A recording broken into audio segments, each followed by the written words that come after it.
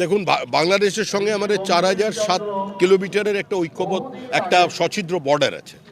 তা কোনো একটা এজেন্সির পক্ষে, একটা ফোর্সের পক্ষে এগুলো বন্ধ করা সম্ভব নয়।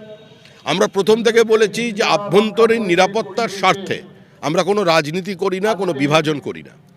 তাই যদি বিএসএফ, এসএসবি, পুলিশ এবং রাজনৈতিক ঐক্যমত্য তৈরি হয়, সবাইকে এক জায়গায় আসতে হবে, স্থানীয় মানুষের সচেতনতা বাড়াতে হবে, তবেই বন্ধ করা সম্ভব।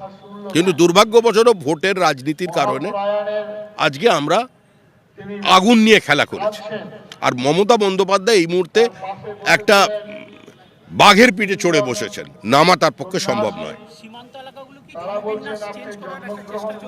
চেষ্টা চলছে না, চেষ্টা চলেছিল এবং জনবিন্যাস বদলে গেছে।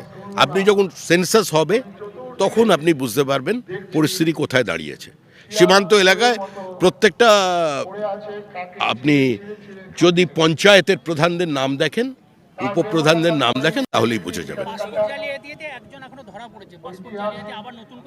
পাসপোর্ট জালিয়াতি বহু জায়গায় হয়, সারা ভারতবর্ষেই হয়, পাসপোর্ট জাল করা হয়। এটা কোনো নতুন ঘটনা নয়, আমাদের রাজ্যে একটু বেশি হয় এবং আমরা বারবার বলছি বারাসতের হাব।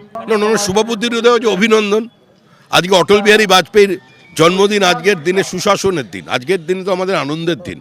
আবার একই সঙ্গে যীশু খ্রিস্টের জন্মদিন।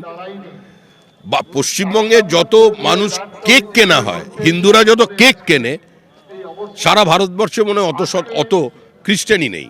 উনি খ্রিস্টান এবং হিন্দুর মধ্যে একটা মেলবন্ধনের চেষ্টা করেছিলেন, অনৈক্যের কথা বলেছিলেন, যে গভীর রাতে হয়তো যীশু খ্রিস্টের স্বপ্ন পেয়েছেন, সেই জন্য ছেড়ে দিয়েছেন।